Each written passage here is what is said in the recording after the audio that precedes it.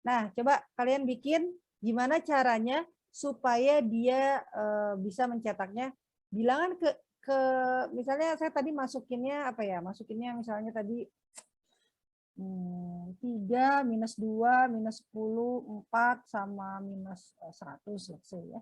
Jadi saya pengen mencetaknya berarti bilangan ke-1 adalah bilangan positif.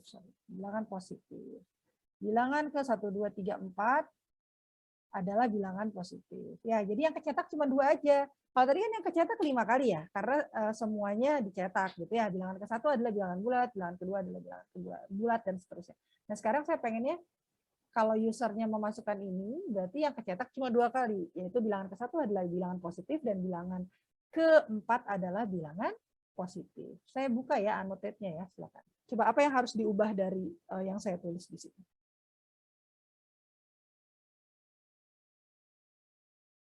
Oke, Zaidan ya.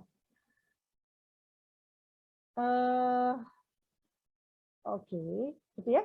Jadi yang kita perlu tambahkan adalah saya gini. Jadi saya bisa pakai papan tulisnya.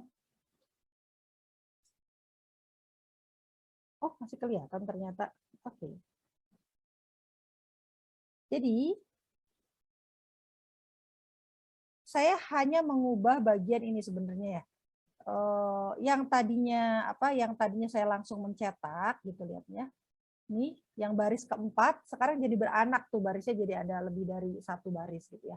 Jadi saya ngecek dulu karena tidak semua boleh mencetak ini. Kalau ini kan semuanya harus nyetak gitu ya, mulai dari ke-1 sampai ke-5, pokoknya tiap saya iterasi itu istilahnya iterasi ya. Jadi iterasi pertama, iterasi kedua, jadi kunjungan pertama, kunjungan kedua di dalam while itu kita sebutnya iterasi.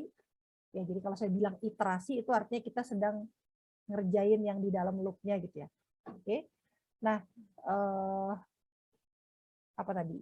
Oke. Kalau tadinya di semua iterasi dicetak, sekarang tidak gitu ya. Sekarang tergantung ada kondisinya. Ini ngomong-ngomong else-nya harus rata sama ini ya, sama if-nya. Nah, kalau bilangannya lebih dari sama dengan 0, maka saya bilang baru, kalau nilainya tadi yang dimasukkan oleh user itu lebih dari 0, maka dia adalah bilangan positif. Gitu. Sebenarnya kalau sama orang matematika nanti dimarahin nih, kayaknya lebih dari nih. 0 tuh nggak masuk bilangan positif kayaknya. Ya. Anyway, pokoknya itu kita harus lihat definisinya lagi sih ya. Ya, kalau lebih dari 0, maka dia adalah bilangan positif. Kalau mau pakai else, berarti selain itu, berarti dia kalau nggak 0 ya bilangan negatif gitu ya. Kalau kita membedakan 0 itu bukan bilangan positif, bilangan negatif. Oke. Kayak gini ya, udah benar ya. Nah, jadi kira-kira seperti ini. Mana caranya? Oh, bisa ya. Oke, terima kasih. Gitu ya. Jadi yang di highlight kuning itu jadi dibuka gitu ya. Kalau saya males nih, saya cuma 1 aja. Pokoknya kalau bilangannya lebih dari 0, ya udah itu adalah bilangan positif karena saya tidak mencetak kalau dia itu negatif atau 0. Saya cuma butuh mencetak kalau dia positif aja gitu ya. Jadi makanya saya melakukan ini. Tapi kalau mau lebih lengkap ya silakan. Begitu. Oke.